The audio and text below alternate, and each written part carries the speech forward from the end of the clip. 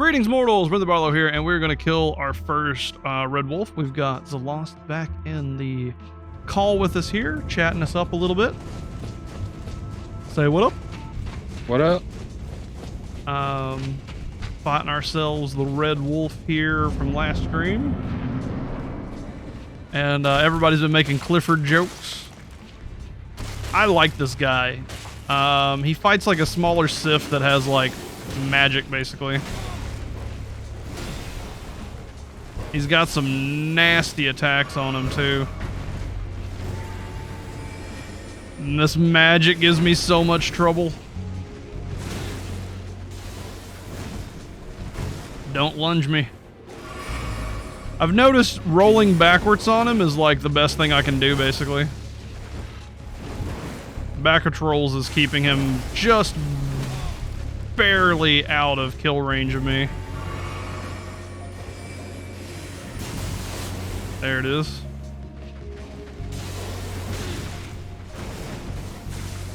These side rolls get me into a little bit of trouble.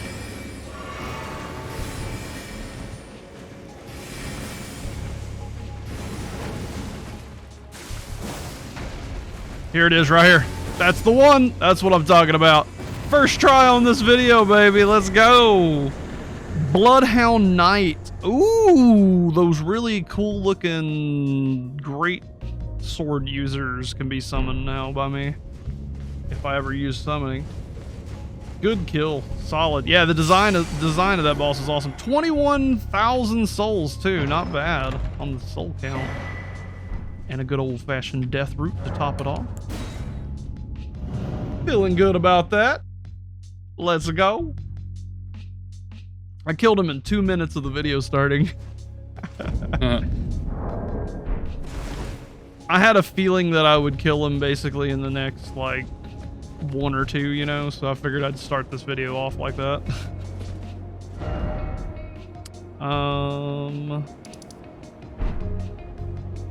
We're back out here now. So I guess we will see what we can find.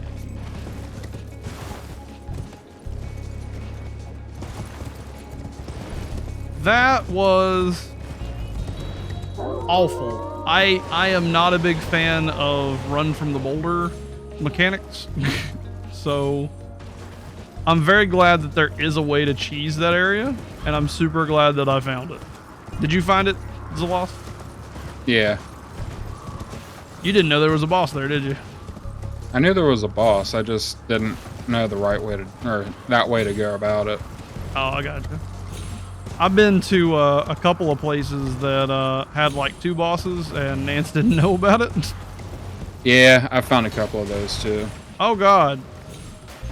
There's one of these grafted scion dudes hanging out over here. Not really set up to fight him, but sure, we'll go for this. You're right. Alright, man. Oh God. This will be the first one of these guys I didn't cheese, basically. Oh my lord. I got 2,100 souls on me. I have to go back here and get that dang truffle big nose of yours. Yeah, pretty much. Did you know about the shortcut, Nance? Did you know about the shortcut, Mr. Nance? I found a shortcut. It still took me an hour to get through there, though, and it was absolutely terrible. Nope, I tortured myself. Yeah, I mean, I still got tortured. It's not like, you know, it's not invalid, you know what I mean? I found that after like an hour of just pain and suffering, basically. I don't want to lose these 21,000 souls, so I'm just like gonna probably run from this dude for a second.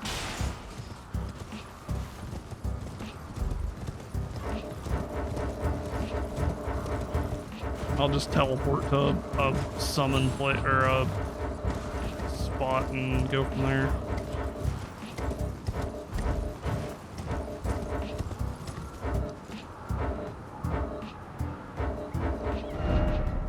All right, let's go here first. Yeah, he had like lightning damage on him or whatever. I also need to reset my stuff. Where that? Where that? Where? Highest poise here is 4. Go here. Highest poise is 10. I want the one that has the better. Basically the same. And then I'll keep this because this is going good for me. Question to everyone: stats of looks for armor or look? Stats or looks? For me, a combination of both. So I go for looks because armor really doesn't like make much of a difference, so to speak.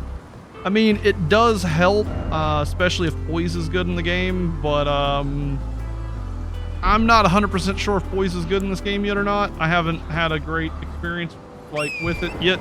I'm still kind of learning if poise is going to be, oh, I forgot. If poise is going to be the a good thing or a bad thing. Because Dark Souls 2 and a little bit of 3, poise was basically useless. So there is a little bit of that.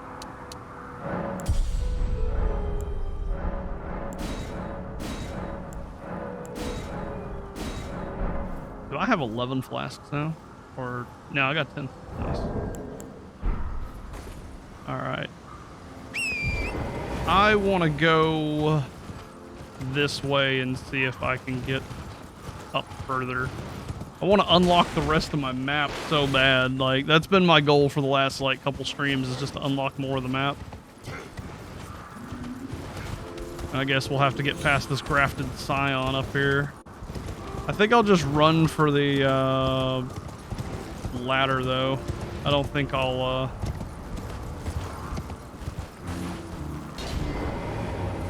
I don't think I'm gonna like dedicate my fight to him. Well, there is a stake of Mirka right here. I could try fighting it.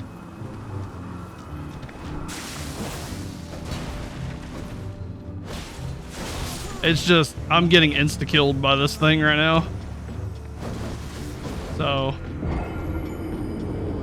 I'll probably just run for the boss, or for the ladder, basically. To me, on my first build, it didn't feel too bad. Had 80 poise. I don't know. 80 is a lot more than what you would need in Dark Souls 1, so I don't know what the poise breaks are, basically.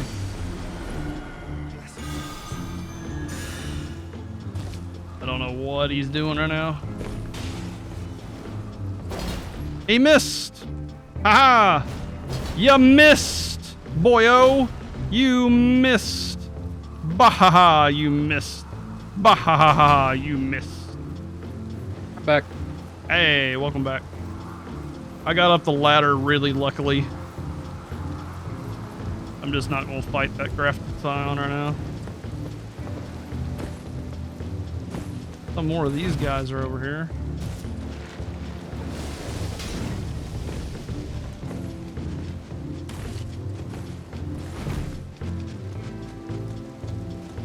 I want to see if I can find the next bonfire over here, basically. I usually play a lot with light, fast weapons, so poise is not a priority, so I go with looks, I guess. Yep, that's pretty well what I go for, too, for the most part. I like halberds. Halberds, you know, kind of a medium tier weapon.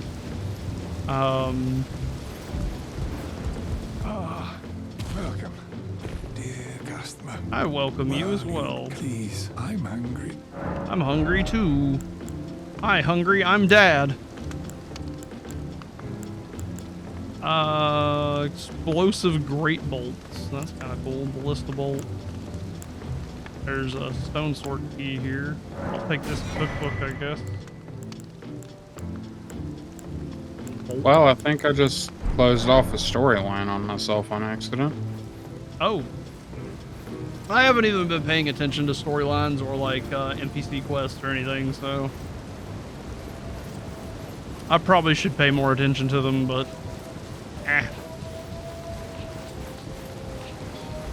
That's just how I do my first playthroughs, you know?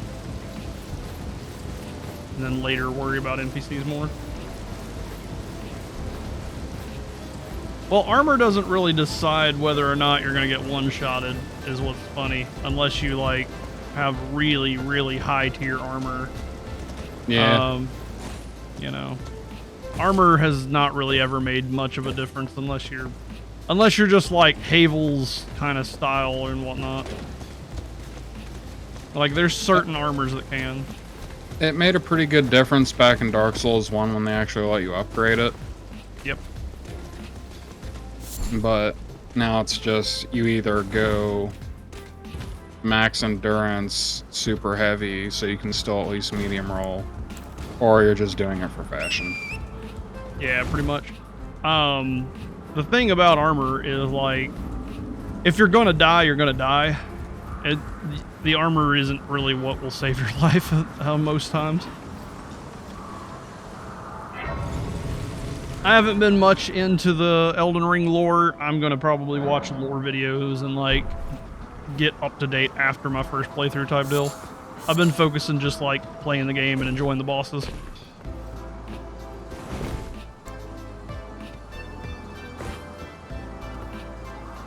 Well, I'm just gonna keep following the grace because I think this is leading me toward, yeah, it is a little bit. My main goal right now is to blow up and act like I don't know Bricket no more.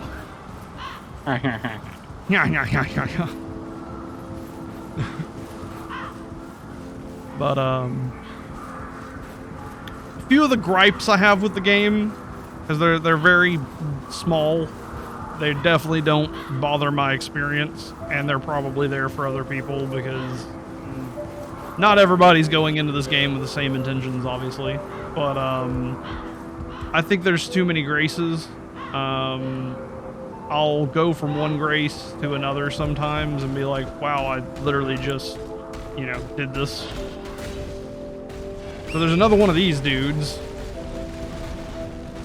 I somewhat agree, but there's also places where it's just like, can I have a grace, please? What? And here's my thing. Like, Dark Souls 1's bonfires, I think, were perfectly placed and placed with intention. Like, you can feel the shortcuts and the way that they have placed them in a way that, you know, is meaningful. You know what I mean? I really don't know the meaning of some of the placements that I have found, you know, in this game. Because there was one time where I literally just got, like, done fighting. I was like, oh, thank God there's a bonfire right here. And then I walked through a gate. I walked, like, 10 feet, and there was another friggin' grace right there next to that one. I was like, what the heck? Like, that gate wasn't even locked. I didn't do anything special to get through that gate. Like, it was just, there was just another grace within, like, 20 feet of it. Yeah, like all the graces around where you fight Margit.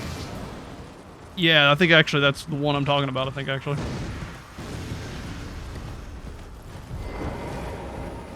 Now I have a grace that I might have to fight for. Some of them have been great, you know? But, like, take, for example, Undeadburg's bonfire, right?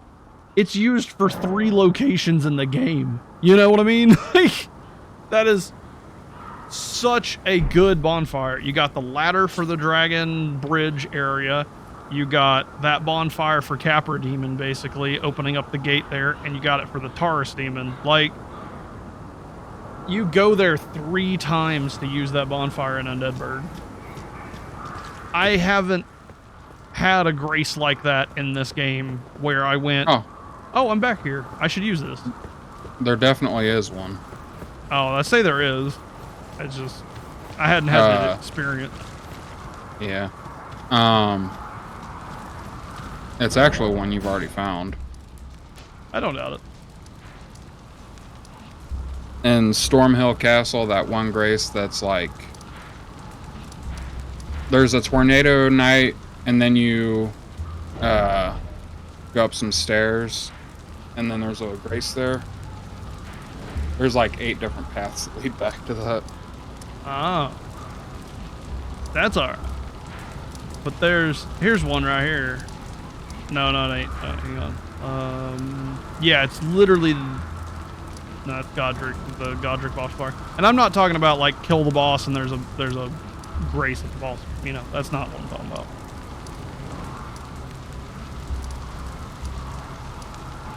I think it's something like this one. Castle Tunnel. No, that's that boss bar. Gateside Chamber, Stormville Main Gate. There's a few of them that's just like absurdly too close together. There's the bonfire right before Margit. There's a bonfire at Margit's Arena. Then there's a bonfire right after that, and then there's a bonfire right over that gatekeeper. Yeah, I say that. Probably. That's definitely the most egregious area.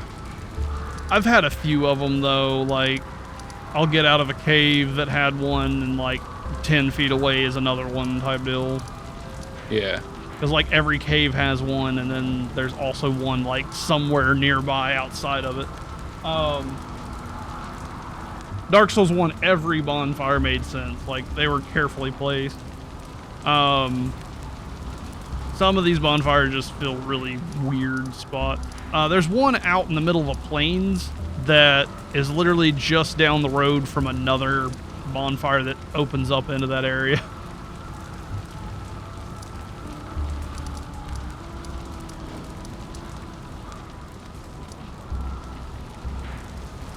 It's happened enough for me to start talking about it. You know what I mean? Like, if it was just like one or two, it wouldn't be a problem. But I've had it happen enough to where I'm sitting here like, man, these bonfires are a little bit like, you know. Because one of the things I liked about Dark Souls 1 was that aspect of fighting through the environment to get to the boss, you know? And yeah, there's a lot of just, I fight the boss, you know? Which is good for maybe like a more, you know, simplistic styling, I guess, to help out some newer people to the game, but I don't know. It kind of it takes away a little bit for me at the very least. But it's not a big enough issue for me to like, it doesn't knock a star off of my, you know, 50 stars I want to give this out of 10. yeah. So. Oh, it's dark down here. That is it. That's what I'm talking about. The sensation that you get going short on Estus Flash, trying to get to the next bonfire, or like being very meticulous, saving every Estus Flash you can to fight the boss. Like, that's not in this game. It's not.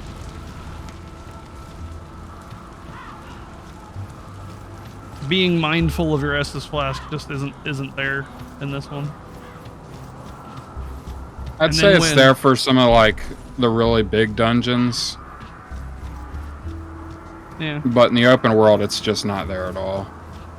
Well, I'm almost 30-ish hours in, and I'm not having that experience. So if it is in the late game, that's, you know, the gripe's going to be there for the majority of the game, you know?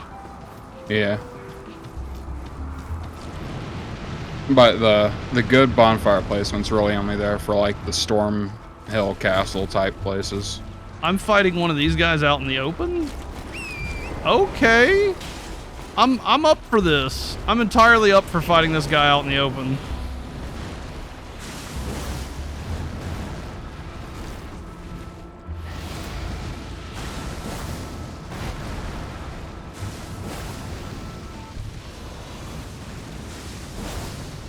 As long as he doesn't do his little grab attack on me, I should be alright.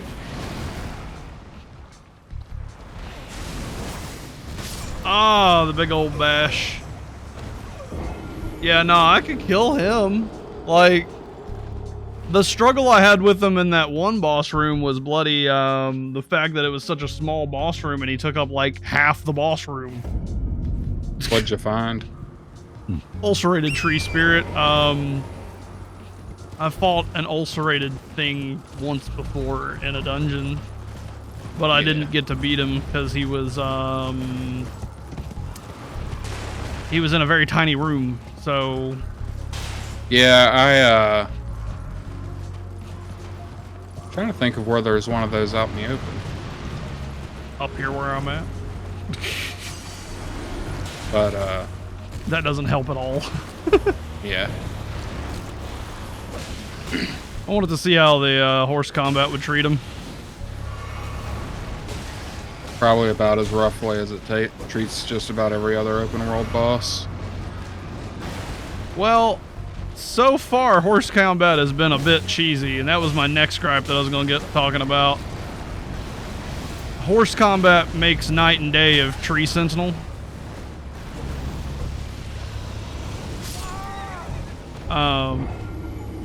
Tree Sentinel was a genuinely fun fight, and then I learned about the horseback, and I was like, dang, everybody's going to cheese the crap out of this guy now.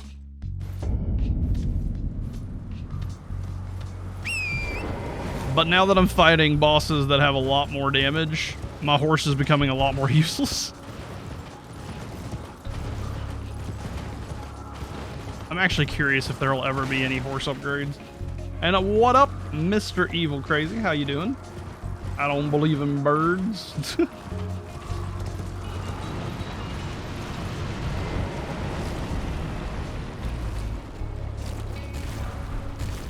Horse combat was interesting fighting him.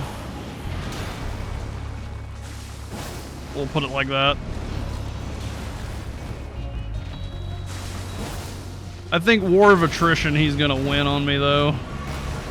I got grabbed. Yeah, I'm dead on these grabs every time. Or am I? Nah, I am. Yeah, I'll come back here when my build's fully built. He's still a dude that I don't deal that much of damage to him just yet.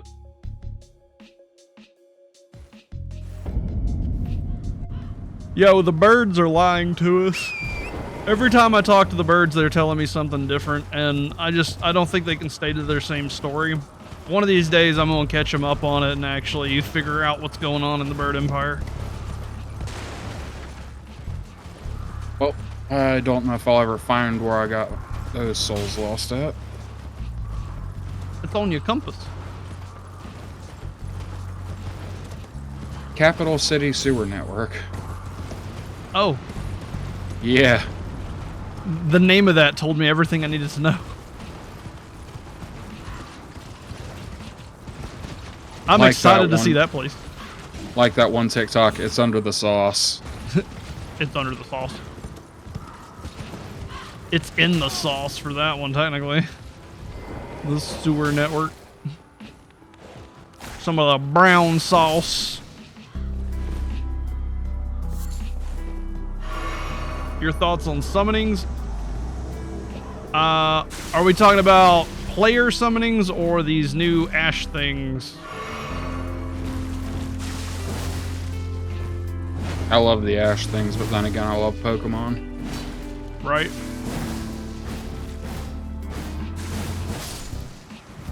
Ash things. So I haven't touched the ash summonings. I've literally just been collecting them and I've literally done nothing with them. I have seen people talking about them being both useful and useless. That most of your ash summons just straight die to a boss and they're super garbage. Here's my thoughts on it, and understand my opinion will most likely change as I experience ash summonings for the first time. You know what I'm saying? Well, that's the thing, Rookie. Like I just said, I have people like you that tell me they're useful and they're OP at times, and then I have other people that tell me they're absolute dog water and not doing anything. But this is my opinion. Whether they're OP or whether they're good, my only worry is, do they affect the experience of challenge and overcoming that a challenge? If they take away the boss's attention for just a little while, I think it'd be okay. Long enough for me to get a drink, maybe do one special attack, and then they're kind of gone. That might not be too bad for me. But if they're in the match for a long time, they do significant damage, and it's to the point where they're killing the boss and it's not me, That's where I was going. They feel like a player summon, just a little downed. You know, my thoughts on player summoning would come into that play at that point. Because again, let me put it like this. This is the simplest way I can put it. I don't really agree with that. Okay, I'll hear you out real quick. Now, there is one summon that is more or less a player summon, just kind of worse. But for the most part, I would say, oh my god, I hate stuck in a corner. God, this enemy is so stupid. Depending on the summon, it just wildly varies. Like, you've got fodder stuff like the Horde of Nobles, and that's mostly just get like a free stun, but that's it because they have no health even when they're upgraded. There's one in particular that is like a player summon, but actively worse because it doesn't dodge, it doesn't really block anything. It's just there to like distract and do damage. But it comes at significant cost to use, as well as taking a lot of resources to get it where you would need it to be for it to be useful in that way. The summon itself takes more health than you have, so you couldn't even use it if you had it. So, but they mostly take FP, but one in particular takes over 600 health to summon. So what you're saying is basically there's only one summon that could really be counted as like doing all the work for you? It's not going to do all the work because it just doesn't deal as much damage as it should for it to be useful in that regard. But it's definitely a clear advantage to have that particular one. I have another special summon that's one of those Viking guys from the underground that you got from the deer. It's pretty good, but it's mostly there as a really tanky distraction. Gotcha. So I'll bring this topic in. The main goal, and this is what I was going to say on it beforehand. The main goal for me when it comes to player summoning, anything that would hinder the feel of the boss that causes it to die without much effort type deal, or little input from the player's own ability, removes from the experience. And I usually don't get on like a gatekeepy kind of tangent. I usually despise it, but this is really for the enjoyment of these style of games, a big component of it is having a challenge and you personally overcoming the challenge and getting that satisfaction of getting through it. And the way that I like to explain it to veteran Dark Souls players that are on the fence about it is, imagine your first time fighting Magnus. If you walked in and fought Magnus and you had two Sunbros in there and they both wailed on the boss while you stood in the corner and just watched. Did you actually kill Magnus? No. Summoning Sif in that fight is viable because Sif increases his health, making the fight a little bit longer. Sif doesn't do a lot, but he can deal enough damage. He can distract the boss. He has enough ability to survive for a little while, and you can get a couple of drinks, you can get a couple of free hits off of it, but ultimately you have to fight at least half the boss, if not more, when Sif dies or is not there anymore. So you still can get that satisfaction of beating Manus, even though you have summoned a Sif. So when it comes to summons, it's how much did this summon take away from the experience of the boss? Because if you're just summoning in two Sunbros and they're just going to smash them instantly and it's going to be over, might as well just have hacked and or not played the game, because you're literally not playing the game. You're literally going in there and watching other people beat the boss for you, which is not really beating the boss. So with these ashes, if there's ever a moment that's like, oh, the ash did like everything for me, you know, I put in maybe 15% effort or something, you know, there's kind of this little gray area with that, is what I'm trying to get at, that it can lean one way really badly and it can lean one way in another way, you know what I mean? So I haven't done the ashes yet. My opinion can change on them, but that's basically where my stance is. So right now, I don't know what they do very well. I've heard from some people that they're useless, that they run in and they just die. I've heard from some people that they're OP and really good. That's just where I stand. If it takes away from the boss enough to cause me to not feel like I personally worked for it, then it's not really fighting that boss.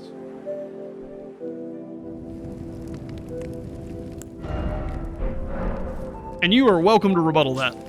Like, I welcome differing opinions on here entirely. It's a loss.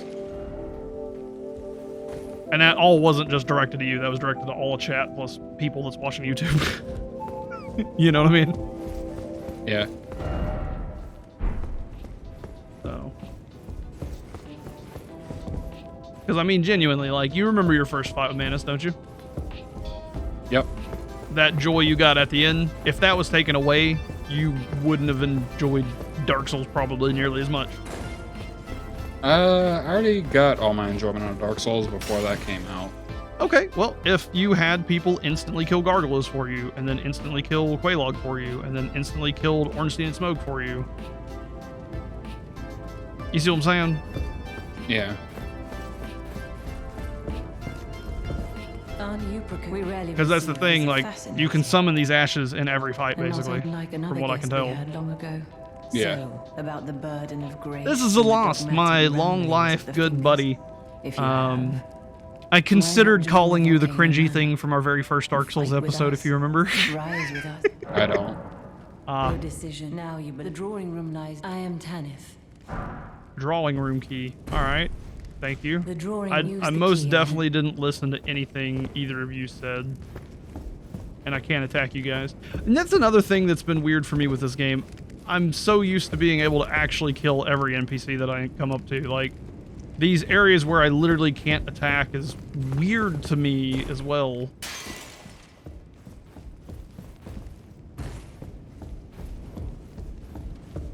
And let me catch up with chat real quick here. Not about the damage if you ask me. They are a huge distraction and they open a lot of space for you to do a lot of damage. Yeah, they make a range build super OP too, is the other part.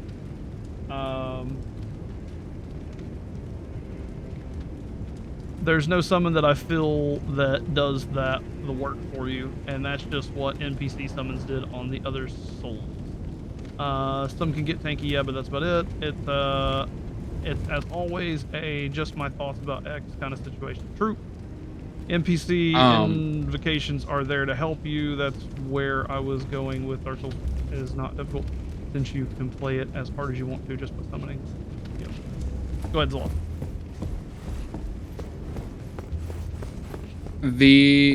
It definitely doesn't make range significantly easier because you grab aggro off of those phantoms real easy. Ooh. And they don't attack fast. I just got raided by a Inquisitor here. He's about to get the blood.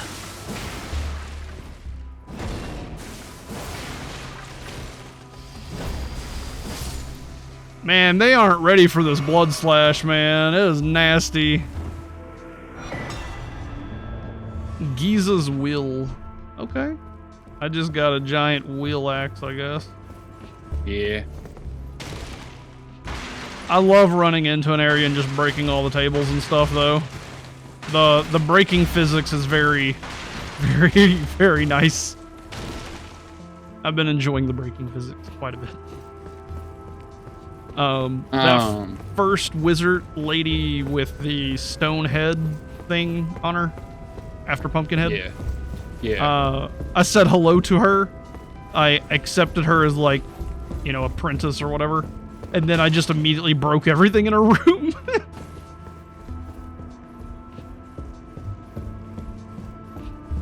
It's fast, but also a little bit slow. Like it has a little bit of a wind up that is awkward, but it deals damage to me, and I've killed myself with it multiple times.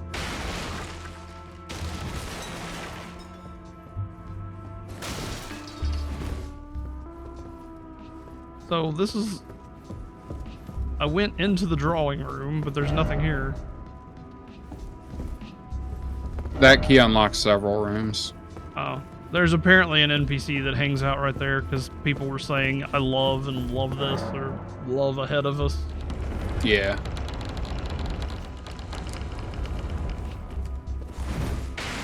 I found my old lady love, yeah. I am under lady. Brave under lady. Under lady's guidance. Letter from Volcano Manor, Recustant Finger. You. What in heaven's a volcano? I hope you understand. I understand. Well, as long as you... I thought you perhaps play, but no. Basically, that's the Dark Wraith Covenant. Oh, it is? Nice. Yeah, if you had summoned before, or like looked at the summoner names just to see like who the NPCs you'd be working with, if you did like a story playthrough like that, you're going after mostly who would be considered good guys. So it's really like, go ahead. Instead of just like you have to go hunt down the other undead, you're basically assassinating the good NPCs in the game. That's funny. Like if it was Dark Souls 1, one of your things would be to go after Solaire. Ah.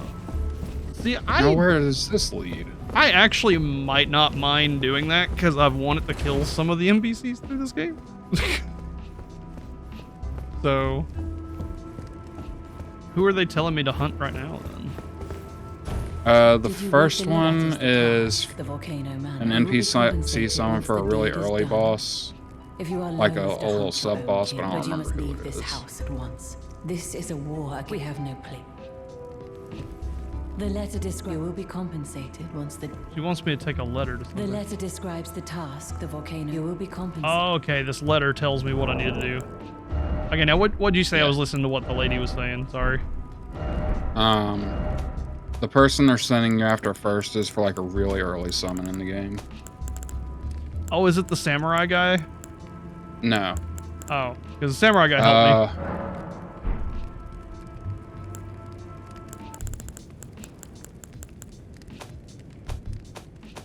I'm down for it. I will actually run these guys as progress just to have fun with it. It's a good way to get unique armor. Okay.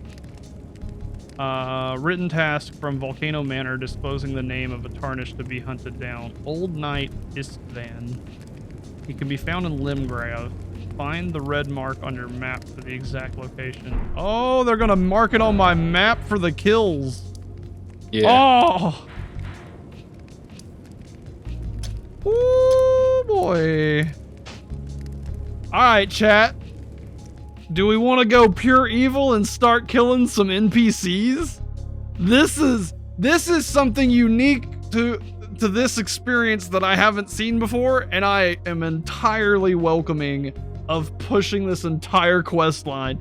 And I will gladly take this entire quest line seriously if you guys are up for it. What do y'all want to see? Y'all want to see the same that we've been doing? For Grimbrim. I agree. Let's go Grimbrim. Isn't the guy on the right wearing the same armor as the boss knight near Stormcastle? I believe so. I think we'll do Grimbrin. I think that's fun.